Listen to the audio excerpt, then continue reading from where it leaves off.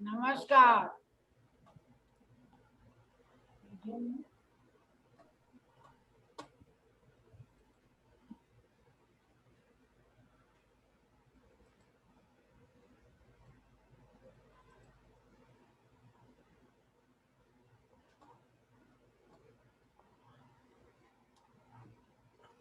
मामी नमस्कार। मामी का वो म्यूट म्यूट ऑन करिए, म्यूट। हाँ जी, आप बोलिए। हाँ नमस्कार। नमस्कार मामी। नमस्कार, जीते रहो। आप मामी, आपकी देन है, आज का प्रोग्राम पूरा आपकी देन है। ये प्रोग्राम आपने आपका है। क्या है? ये प्रोग्राम आप सक्सेसफुल करा रहे हैं। नहीं नहीं मामी, देखिए विचार, देखिए ऐसा है आपकी है आंटी। मामी, क्रियान्वयन तो आप ही करा रहे हो। हाँ, हाँ, विचार मेरा है। हाँ, तो विचार सबसे इम्पोर्टेंट होता कर्तव्य है। तुम लोगों का है, ये कर्तव्य आप सबका है। नहीं, कर्तव्य है, लेकिन बहुत मामी, बहुत धन्यवाद। लेकिन विचार आपका है और विचार सबसे इम्पोर्टेंट होता है। धन्यवाद। नमस्कार भाभी, नमस्कार आंटी। नमस्कार, नमस्कार, जीती रहो, खुश नमस्कार, रहो। खुश रहो।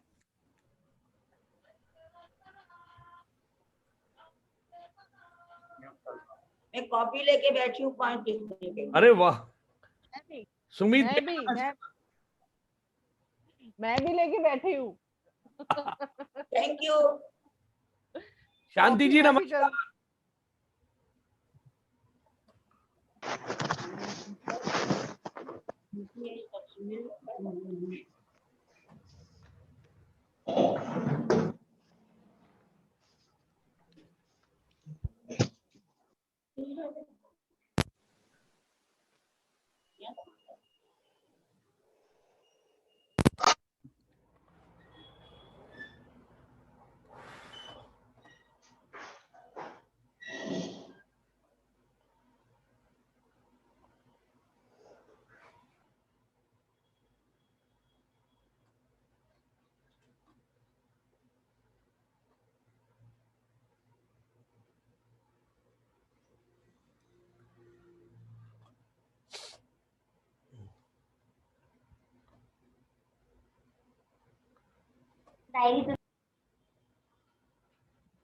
मैंने सबका माइक बाय डिफॉल्ट जो है म्यूट किया हुआ है, इसलिए अगर किसी को कुछ बोलना हो तो प्लीज माइक ऑन करिएगा, तभी बोलिएगा।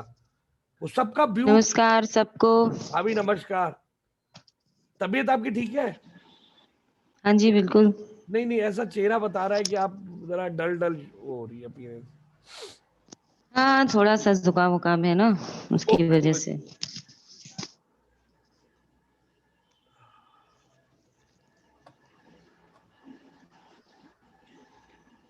सबको नमस्कार। नमस्कार नमस्कार।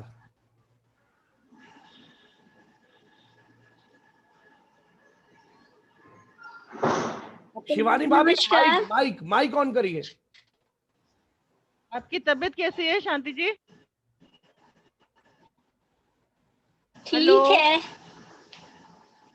बस थोड़ा सा फीवर है, थोड़ी सी तबीयत खराब है, साहस किया है आने का। बहुत अच्छी बात है, बहुत अच्छी बात है। स्मृति जी नमस्कार। नमस्कार शांति जी।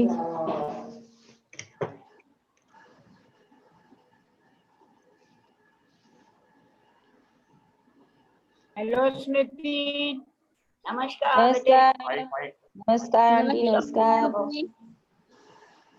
नमस्कार आंटी। नमस्कार बेटे। नमस्कार दीदी, नमस्कार। नमस्कार नमस्कार।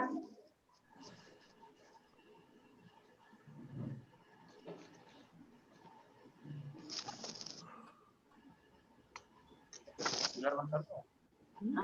बंद कर दो। बंद कर दो पंखा। आवाज सुनाई देगी। हाँ ठीक है, बंद। जब बोलना हो तो माइक ऑन करना, वैसे नहीं।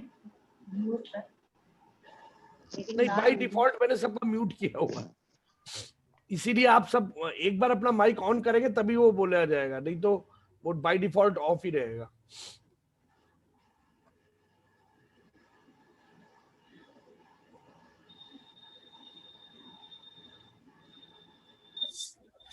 नमस्कार प्रीति भाभी। नमस्कार भैया, नमस्कार। नमस्कार।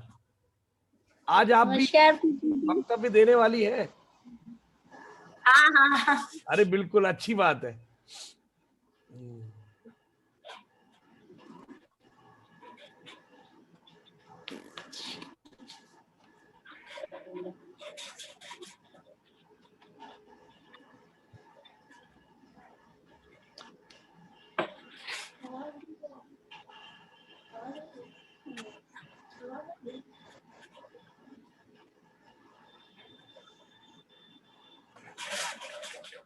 अमिता दीदी नमस्कार। नमस्कार।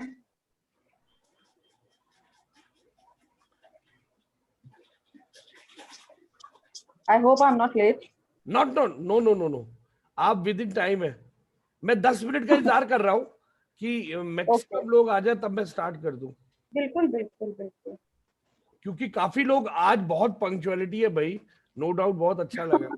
एकदम ऑन बोर्ड ही अभी 11 लोग आ चुके हैं, और ये अच्छी चीज है क्योंकि डिजिटल और उसमें ये अंतर होता है। इंडिया हमारी आम मीटिंग में आधा घंटा भी लेट पहुंचिए, यहाँ आधे घंटे में तो सब कुछ हो जाएगा।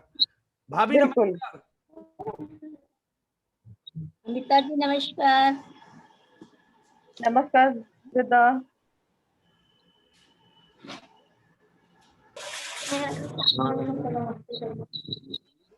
नमस्कार। नमस्कार। हेलो। नमस्कार।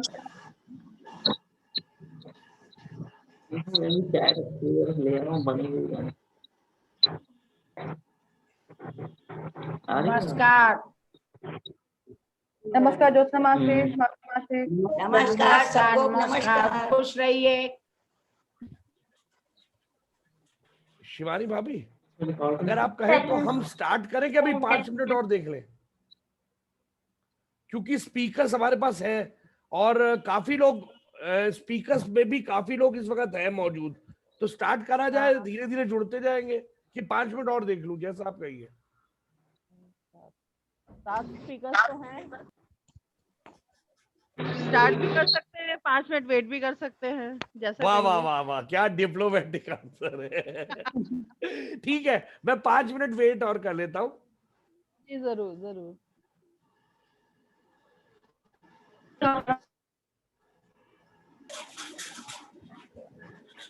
हेलो शिवानी भाभी, हेलो स्मृति भाभी।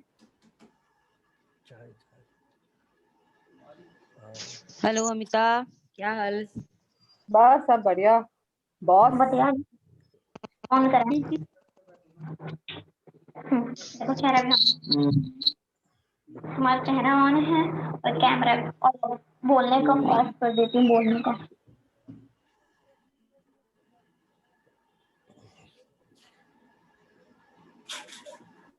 प्रेसिडेंट साहब आ गए ऑनलाइन।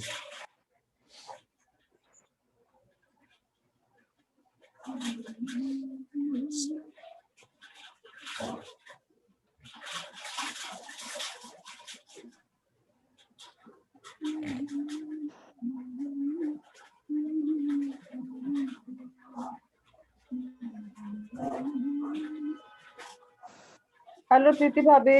कपिल भैया नमस्कार। नमस्कार। देखिए आज नमस्कार कपिल भैया। आपसे पहले आज बहुत लोग मौजूद हैं।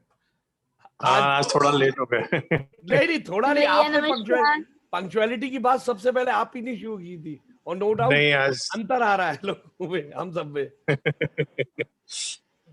आज थोड़ा लेट हो गए। नमस्कार भैया। नमस्कार। अपूर्व भैया, आपका वीडियो ऑफ है क्या? आपने खुद किया डेलिबरेटली? अपूर्व भैया, अपूर्व भैया, आप मुझे सुन पा रहे हैं?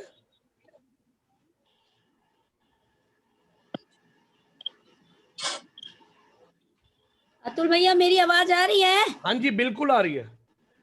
मैं आप ही से स्टार्ट करता हूँ आज, मैं पहले से बता रहा हूँ, आपको से ही मैं स्टार्ट करूंगा। नहीं भैया नहीं, पहले आप।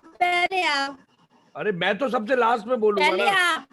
नहीं पहले आप कपिल भैया, मैं तो नहीं यार शांति मैंने ने कह रिक्वेस्ट दिया करी थी मान कि बाद में थोड़ा लेट इसलिए कह करना रहा हूं, चाहेंगी वो। क्योंकि ऐसा आप कह रही थी ना आपकी थोड़ी तबीयत नासाज है इसलिए बोल रहा था मैं तो सबसे लास्ट में बोलूंगा क्योंकि हाँ तो मैं थोड़ा बाद में करूंगी तो चलिए ठीक ज्यादा है अच्छा लगेगा। मैं तो अंतिम वक्ता हूँ।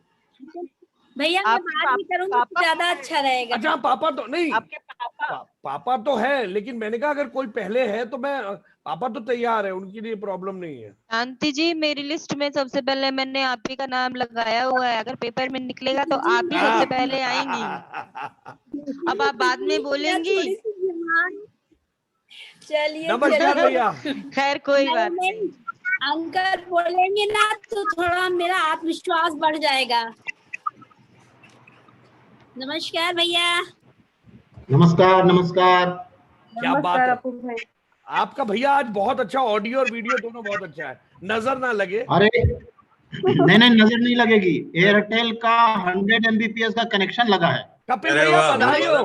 कपिल भैया को बधाई दिया जाए इसकी झलक कपिल भैया है क्योंकि मेरे पास कपिल भी भैया ने एयरटेल जो ही है। एडवाइस किया उसी के हिसाब से हो गया ये। मीरा जी नमस्कार।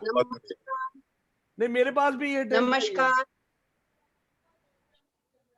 नमस्कार भैया। नमस्कार नमस्कार।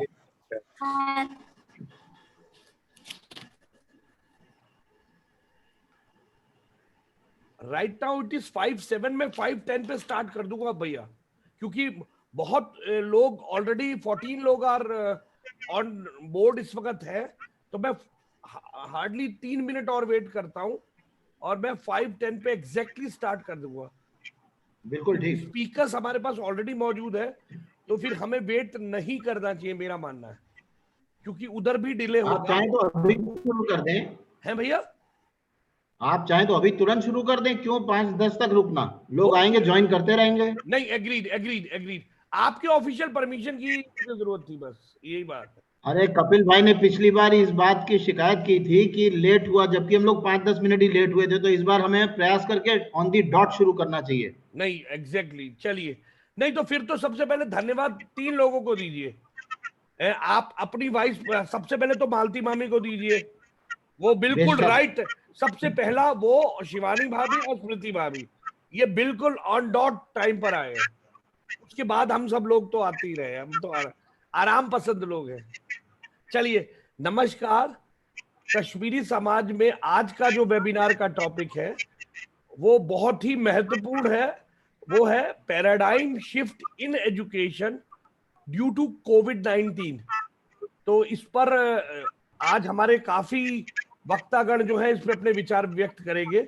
और पहले ही मैं एक चीज जानकारी आपको दे दूं कि ये टॉपिक मालती मामी का दिया इसलिए मुझे बहुत अच्छा इसलिए लगा क्योंकि वो डायरेक्टली टीचिंग लाइन की नहीं है लेकिन उन्होंने टॉपिक बहुत ही जिसे कहूं कि कंटेम्पररी दिया और इसके लिए पहले ही उनको मैं साधुवाद दे देता हूं। और उसके बाद एक जानकारी और है भाई अगर जो भी बच्चे इस चीज को सुन रहे हैं वो अभी जो भी अभी बाद में भी आएंगे वो उसको सुनिए। हम रिकॉर्डिंग तो भेजेंगे ही उसके बाद जो उन्हें समझ में आ रहा है उसे नोट डाउन करते रहे और अपने जो भी विचार नोट डाउन करने के बाद उन्हें लगता है वो हमारे आदरणीय प्रेसिडेंट साहब को मतलब अपूर्व भैया जी को सेक्रेटरी साहिबा शिवानी भाभी को या मालती मामी को भेज दे ताकि अगर बाद में हमें अगर बच्चे ज्यादा होते हैं तो हम कोशिश करेंगे बच्चों का भी इस तरह का एक कोई प्रोग्राम अवश्य करा सके। अब धन्यवाद मैं अब टॉपिक पर आ रहा हूं। इस टॉपिक पर प्रकाश डालने के लिए सबसे पहले मैं आमंत्रित कर रहा हूं अभी तक के इस ग्रुप में सबसे सीनियर जो है वो मेरे फादर ही है डॉक्टर अवतार कृष्ण गुड्डू। मैं उनको आमंत्रित करता हूं कि वो आएंगे और अपने इस टॉपिक पर बेसिकली वो एक लाइमलाइट डाले कि बेसिकली ये है क्या।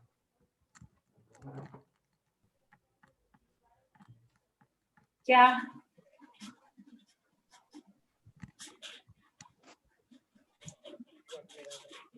हाँ आपकी आवाज आ रही है? हाँ नमस्कार साहब। नमस्कार। नमस्कार। अतुल पहले सबके माइक ऑफ करवा दो जिससे कि डिस्टरबेंस कम से कम हो। कई लोगों के माइक ऑन है। माइक ऑफ म्यूट करा दो। माइक ऑन है। अच्छा अच्छा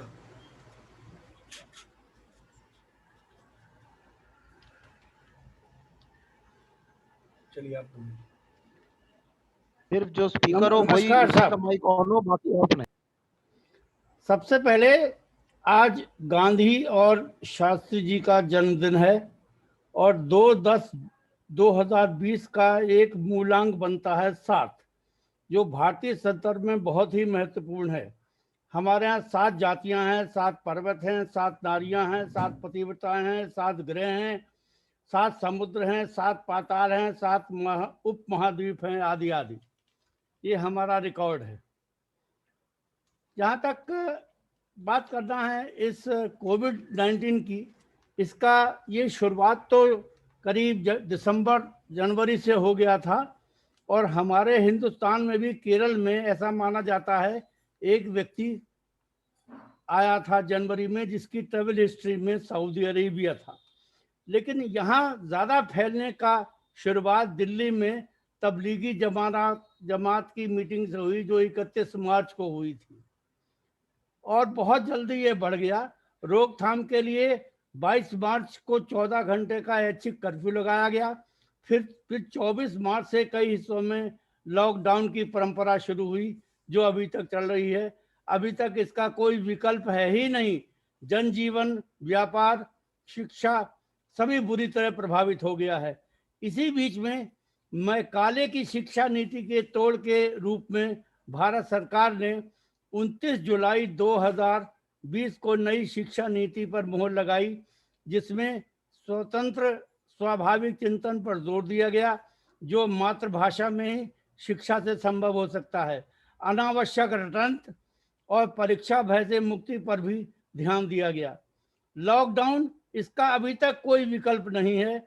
अतः शिक्षा प्रदान करने के लिए आधुनिक टेक्नोलॉजी पर फोकस किया जा रहा है, जो परंपरागत स्कूली शिक्षा पैटर्न से भिन्न होने के कारण शुरू में अटपटी तो है ही, पर धीरे धीरे इसका अभ्यास हो ही जाएगा। हर व्यवस्था के गुण दोष होते हैं, इनके भी कुछ फायदे कालांतर में महसूस होने ही लगेंगे। अनजाने में शायद चीन ने इसे जैविक हथियार के रूप में बना दिया, मगर इसकी तोड़ उसके पास भी नहीं है। ऐसा ही कभी अश्वत्थामा ने उत्तरा के घर पर ब्रह्मास्त्र छोड़ दिया था, जिसका लौटाना वो जानता ही नहीं था, पर कृष्ण ने उसके प्रभाव को नष्ट कर परीक्षित को जन्म दिलवा ही दिया। आज फिर विश्व को कृष्ण की आवश्यकता है। विश्वास है कि फिर कोई ना कोई देश कृष्ण को प्रकट कर देगा, जो वैक्सीन के माध्यम से विश्व का कल्याण करेगा। एक सर्वे के अनुसार अप्रैल 2020 तक 1.6 अरब बच्चों का भविष्य गर्त में जा रहा है।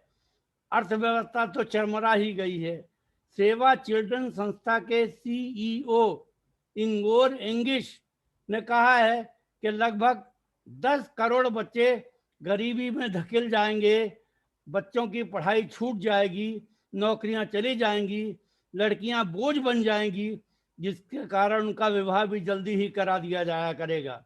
अतः यह आवश्यक है कि सरकार और दानदाता शिक्षा पर अधिकाधिक खर्च करें, डिस्टेंस एजुकेशन को प्रोत्साहन दें, एजुकेशन लोन की किस्तों के लिए सरल बनाएं, जिससे इसे चुकाने में आसानी हो। विश्व में Niger, Mali, Chad, Liberia, Afghanistan, Yemen, Nigeria, Ivory Coast, Pakistan आदि में समस्या बहुत ही विकट होने वाली है। वैक्सीन बनाने के लिए भारत अब तक 80,000 करोड़ रुपया खर्च कर चुका है, ऐसा कहा जा रहा है। ऑनलाइन एजुकेशन पर जोर दिया जा रहा है।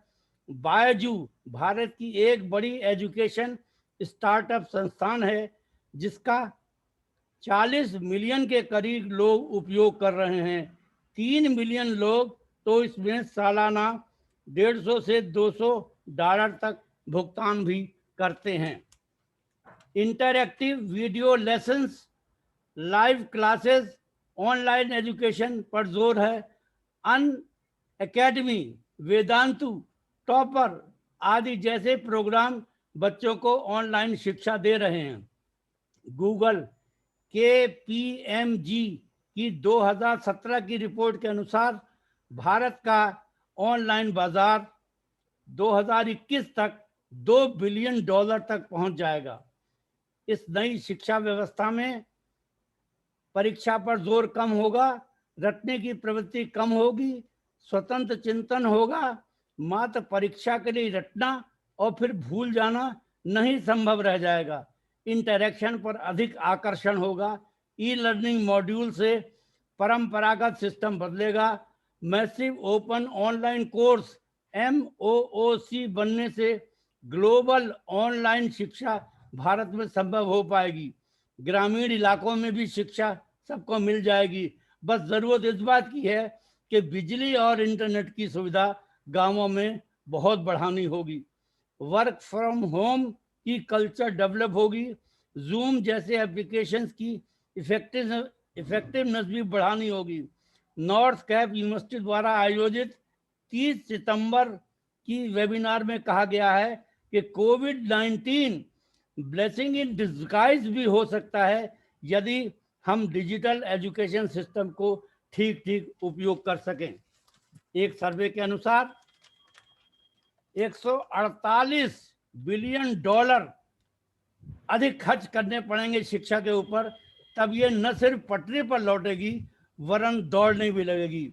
इससे सामाजिक असमताएं दूर होंगी, अपराध घटेंगे, कौशल आधारित शिक्षा होगी। मानव विकास सूचकांक पिसा रैंकिंग के अनुसार भारत में शिक्षा सुधार बहुत ही जरूरी है। वर्तमान में गुणवत्तापूर्ण शिक्षा और शिक्षकों की कमी है।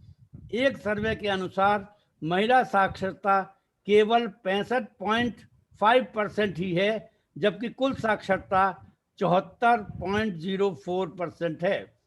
सर्व शिक्षा अभियान कौशल विकास कार्यक्रम हेतु बजट बनाया जा रहा है। नेशनल इंस्टीट्यूशन रैंकिंग फ्रेमवर्क से गुणवत्ता और प्रतिस्पर्धा बढ़ाई जा रही है।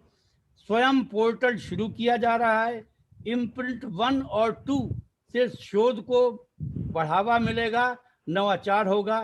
प्रधानमंत्री जन विकास कार्यक्रम PMJVK से सीखो कमाओ, गरीब निवास, कौशल विकास कार्यक्रम जैसे कार्यक्रम शुरू कर दिए गए हैं। इन सब में निजी निवेश और सरकारी सहयोग दोनों की बहुत आवश्यकता है। कहते हैं कि tough time never last but tough people do.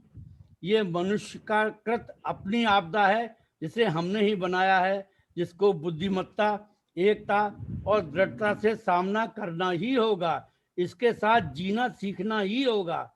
बाद में ये सुखद परिणाम देगी। जैसे बाढ़ विनाश तो लाती है, पर उसके बाद धरती को बहुत अधिक उपजाऊ भी बना देती है। धन्यवाद।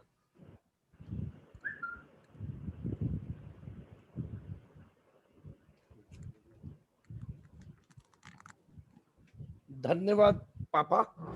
और पापा के ने कोविड के ऊपर बहुत अच्छी तरह से प्रकाश डाल ही दिया है, और शिक्षा के ऊपर भी उन्होंने मोटे तौर पर एक रूपरेखा खींच दी है। अब इसके बाद में अगले वक्ता के रूप में शांति मिश्रा जी को आमंत्रित करना चाहता हूं। एक शांति मिश्रा जी के साथ दो फायदे हैं, एक वो वकील है, दूसरा वो एक प्रशासक के तौर पे स्कूल भी चला रही है। तो वो इस सिचुएशन के बाद क्या परिवर्तन महसूस करती है या उन्होंने क्या फायदा या नुकसान देखा, अब वो अपने विचार अब वो ही व्यक्त करेगी। अब मैं शांति मिश्रा जी को आमंत्रित कर रहा हूं। Please Shanti Mishra ji.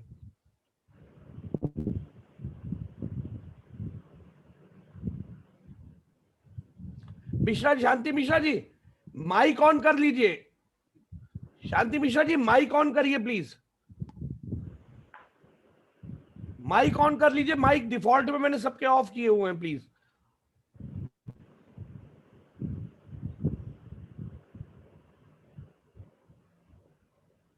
Mike on कर लीजिए प्लीज।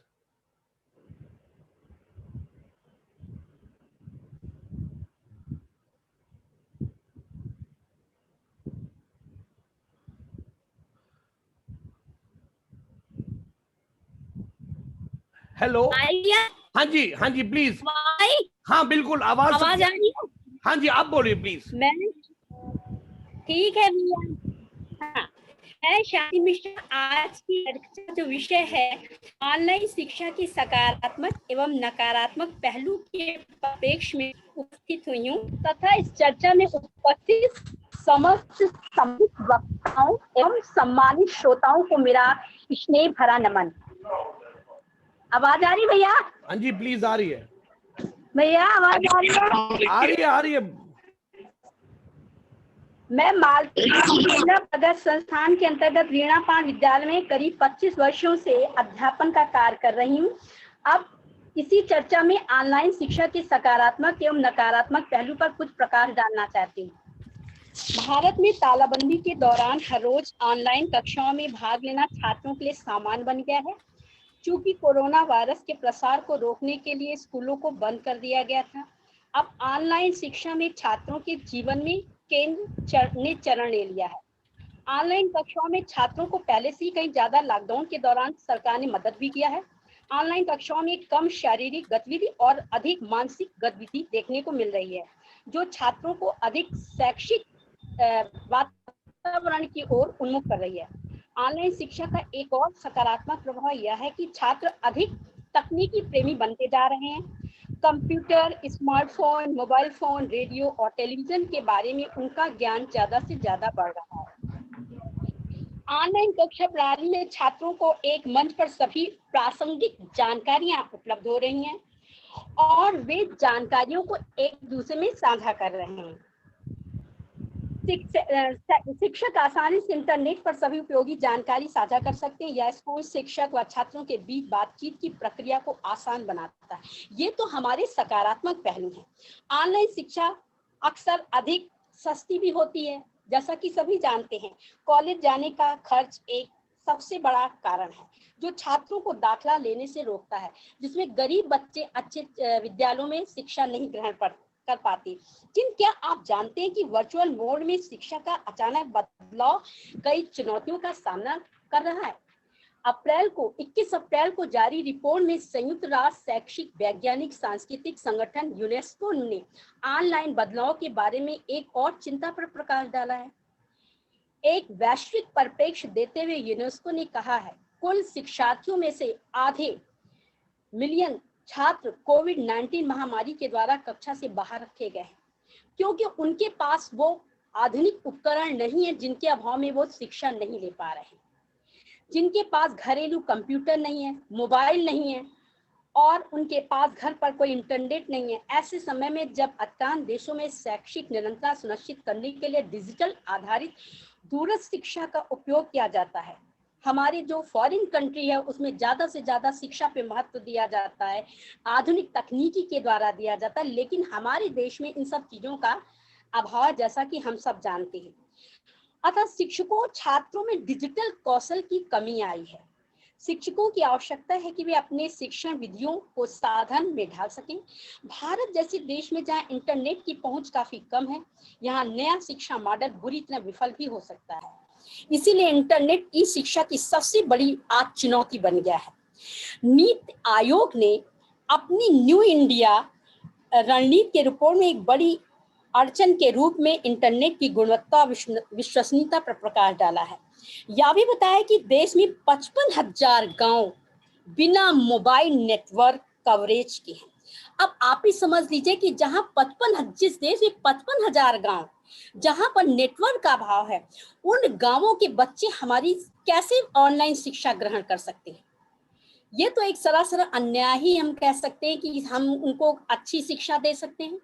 अब वो शिक्षा के अभाव में शिक्षा से वंचित हैं और ग्रामीण छात्रों के लिए ऑनलाइन कक्षाओं में शामिल होना इस समय बहुत मुश्किल सा प्रतीत हो रहा है कि वो कैसे शिक्षा प्राप्त कर सकेंगे। इसके साथ ही ऑनलाइन कक्षाओं में कुछ अन्य नुकसान देखने को भी मिलते हैं। छात्रों को अपने साथी छात्रों के आमने सामने संपर्क नहीं हो पाता है। प्रयोगशालाओं का और पुस्तकालयों जैसी कोई छात्र सुविधाएं नहीं मिलती हैं। साथ ही जब छात्र स्कूल जाता है तो वहां से अनुशासन की एक अच्छी शिक्षा मिलती है। छात्र और गुरु का एक प्रेमपूर्ण व्यवहार सामने आता है। किंतु जब ऑनलाइन कक्षाओं में अध्यापकों की प्रत्यक्ष उपस्थिति के अभाव में ऐसी संभावनाएं बहुत ही कम हो गई हैं। छात्र आज अपने शिक्षकों से दूर होता चला जा रहा है और उसको वो अच्छी शिक्षा नहीं मिल पा रही है जो मिलनी चाहिए कक्षाओं में। ऑनलाइन शिक्षण का भविष्य की स्थिति में के प्रति प्रतिक्रियाशील होना चाहिए। इसके बजाय या भारत जैसे संसाधन जहाँ पे संसाधनों की कमी है, संकटग्रस्त देश के लिए जहाँ इसमें भयानक वैश्विक महामारी फैली हुई है, जहाँ पे अधिकांश पैसा उस पे जा रहा है, तो हमें शिक्षा के लिए और कुछ बढ़िया प्रयास करना चाहिए और देश के लिए एक संभावित मॉडल तैयार करना चाहिए और आत्म विकास के लिए एक व्यक्तिगत उपकरण की व्यवस्था करनी चाहिए। बुद्धिमान शिक्षकों को एहसास होना चाहिए और इसका प्रचार और प्रसार करना चाहिए। ऑनलाइन और ऑफलाइन शिक्षण को भावात्मक और सामाजिक सीखने के साथ साथ प्रयोगात्मक ढंग से भी जोड़ा जाना चाहिए। यह एक मनोवैज्ञानिक सुरक्षा जाल बनाने में तभी मदद करेगा, सोचने और समझने की क्षमता को बढ़ाएगा और हमारे समाज में जो सामाजिक संघर्ष हो रहा है उस संघर्ष को रोकने में भी ये मदद करेगा। तो मेरी दृष्टि में जो ऑनलाइन शिक्षा के सकारात्मक पहलू हैं उनको भी हमने देखा और नकारात्मक पहलू को भी देखा। तो अब हमको ये विचार करना है कि आज के छात्रों के लिए इससे किस तरह का फायदा हो सकता है। अब आगे आप बोलिएगा। नमस्कार। धन्यवाद शांति जी, बहुत अच्छे विचार आपने दोनों ही टेक्नोलॉजी के सकारात्मक तथा नकारात्मक पहलुओं के ऊपर विचार व्यक्त किए। और सबसे अच्छी बात है आपने जो गेंद है ना वो सब लोगों के पाले में छोड़ दी कि हर आदमी अपने मन से तय करे कि ये फायदामंद होगी कि नुकसानदायक होगी। चलिए अब इसके बाद मैं आगे आमंत्रित कर रहा हूँ सुजाता भाभी को कि सुजाता भाभी आए और अपने विचार इसके ऊपर व्यक्त करें। सुजाता भाभी प्लीज अपना माइक ऑन कर लीजिएगा प्लीज। पहले सुजाता भाभी आपको आवाज आ रही है मेरी? सुजाता भाभी आप प्लीज माइक ऑन कर लीजिए। अब मैं बोलूंगा? हाँ जी आप प्लीज आप स्टार्ट करिए। हाँ, सभी समाज के सदस्यों को मेरा नमस्कार। आप लोग मुझे पहचानते ही होंगे, मैं सुजाता मुचरान हूँ, cross state girls inter college में होम साइंस की प्रवक्ता हूँ। मेरा विषय लाइफ साइंसेज है। मैं चाहती हूँ कि नई शिक्षा नीति जो है सैद्धांतिक कम और व्यवहारिक अधिक हो। हम बच्चों को बताइए शिक्षा क्यों देते हैं, ताकि एक समय जीवन में ऐसा आएगा जब बच्चों को अपने निर्णय डिसीजन लाइफ के जो हैं वो स्वयं ही लेने होंगे। उस दिन के लिए हम सभी टीचर्स बच्चों को तैयार करते हैं, वह उनके चरित्र का विकास हो, उनका सामाजिक व संवेगात्मक और सांस्कृतिक विकास ठीक तरह से हो। इसके लिए हम लोग प्रगतिशील रहते हैं। कल्चर बच्चों के अंदर आए। आजकल बच्चों के अंदर कल्चर की बहुत कमी है। बच्चों के अंदर शिक्षा तो आ रही है लेकिन पारिवारिक माहौल ऐसा है कि बच्चों के अंदर कल्चर नहीं रह गया। जैसे हम लोग पहले बड़ों के पैर छू देते थे, बच्चे हेलो हाय करते हैं बच्चों के। तो हम लोगों को शिक्षा के संग संग बच्चों को ये भी सिखाना है कि कल्चर को ना भूलो। कल्चर और एजुकेशन हमारी साथ साथ चल रही है। कल्चर में क्या आता है, हमारा पारिवारिक माहौल, माता पिता का आपस का व्यवहार, छोटे व बड़े बहन भाइयों के संबंध, ये सभी बातें इसमें आती हैं। कल्चर हर व्यक्ति का स्वभाव, आदतें, व्यवहार और टेम्परामेंट पर निर्भर करता है, जैसा आप लोग सब जानते ही होंगे। और उसे हर बच्चे में डेवलप करने के लिए बड़ों को यानी अध्यापकों को भी ध्यान देने की जरूरत है। नई शिक्षा नीति को समझने के लिए मेरे विचार से अध्यापकों को भी ट्रेनिंग देनी चाहिए कि उन्हें कैसे बच्चों को एजुकेट करना है। इस विषय में थोड़ा हम लोगों को भी सीखना पड़ेगा, जिससे हम कि और अच्छे से बच्चों को हैंडल कर सके। हर स्कूल में वोकेशनल कोर्सेज होने चाहिए, जैसे बच्चों को बचपन से ही व्यायाम के क्लासेस से उनका स्वास्थ्य अच्छा रहे, उनकी इम्यूनिटी अच्छी डेवलप हो। शुरू से ही बच्चे बचपन से एक्सरसाइज करना सीखें, इसकी आदत डेवलप करनी चाहिए। और उनके अंदर मॉरल साइंसेस, नैतिक शिक्षा की भी गुण डेवलप करने चाहिए। इसके लिए हमें पाठ्यक्रम में भी थोड़ा चेंज करने की आवश्यकता है। मॉरल साइंस जो है 6th क्लास से शुरू होता है, जबकि पहले क्लास से ही होना चाहिए। मातृभाषा हिंदी पे भी जोर देना चाहिए, जिससे बच्चे में अच्छी आदतों का निर्माण होता है। यदि बच्चे का स्वास्थ्य ही अच्छा नहीं रहेगा, उसकी इम्यूनिटी वीक होगी, तो उसका पढ़ाई में मन नहीं लगेगा। इसलिए हमें बच्चों के स्वास्थ्य पे ध्यान देना बहुत जरूरी है। इस महीने सितंबर में नरेंद्र मोदी ने पोषण माह के रूप में अनाउंस किया था कि पोषण पे बहुत ध्यान देना है। तो हमें भी इस बात को बहुत गौर करके बताना है कि सबके घरों में हमारे समाज के सदस्यों के बैलेंस डाइट बन रही है कि नहीं। डेली सुबह के खाने में आप ग्रीन लीफी वेजिटेबल्स बनाइए और एक दाल बनाइए, येलो वेजिटेबल्स बनाइए और सलाद बहुत ही मस्त है। इन सब का ध्यान रखने से आपके बच्चों की इम्यूनिटी स्ट्रांग होगी, तभी वो आगे जीवन में कुछ कर पाएंगे। जीवन के हर क्षेत्र में वो तभी कुछ कर पाएंगे। मेरे हिसाब से हर व्यक्ति को अपने जीवन का कुछ लक्ष्य बनाना चाहिए और जीवन पर्यंत उस लक्ष्य को प्राप्त करने के लिए प्रयत्नशील रहना चाहिए।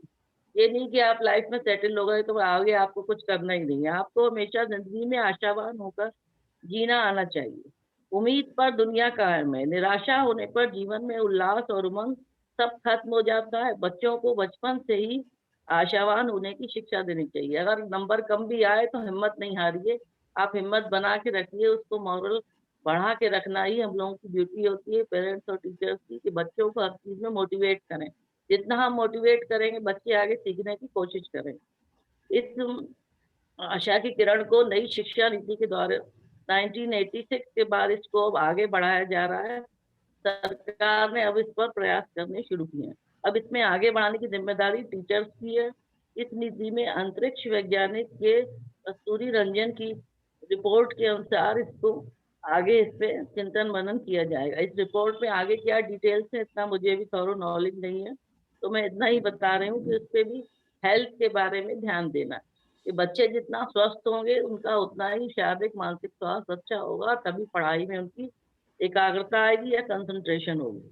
आजकल के बच्चों की इस इम्यूनिटी को स्ट्रॉन्ग करने के लिए माता पिता को उनको खान पान का ध्यान रखना, उनको गर्म पानी पिलाना, बच्चों को गर्म पानी देना और खट्टे फल, जितनी साइट्रिक चीजें आप खाने में लेंगे आपकी इम्यूनिटी स्ट्रांग होगी।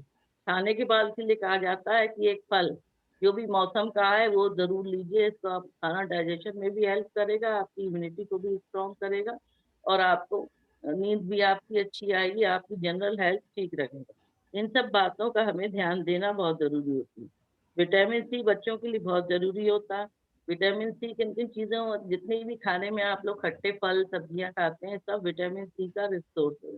जैसे 1 किलो आंवला जो होता है उसमें बहुत ज्यादा, एक आंवले में 1 किलो विटामिन सी होता है। एक नींबू, 4-5 आप नींबू खाएंगे जितना विटामिन सी मिलेगा उतना एक आंवले में।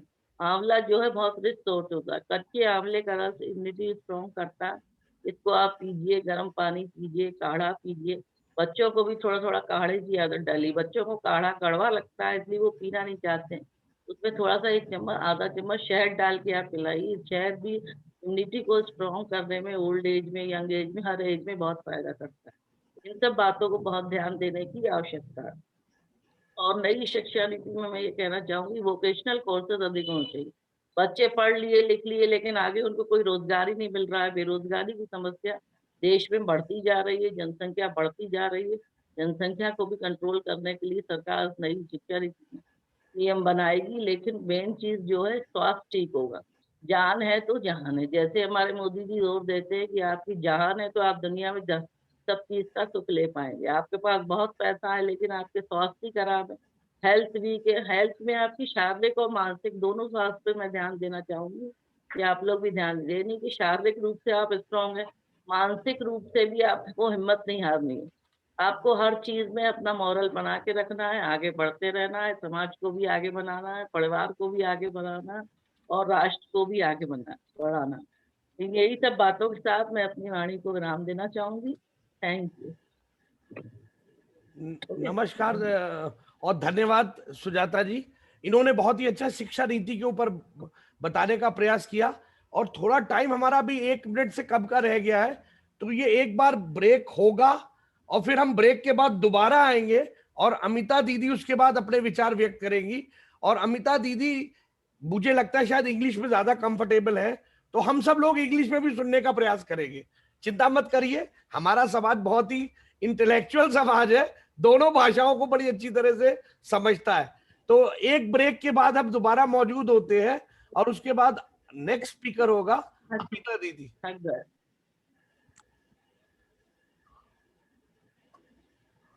क्योंकि हार्डली 10-12 सेकंड रह गए।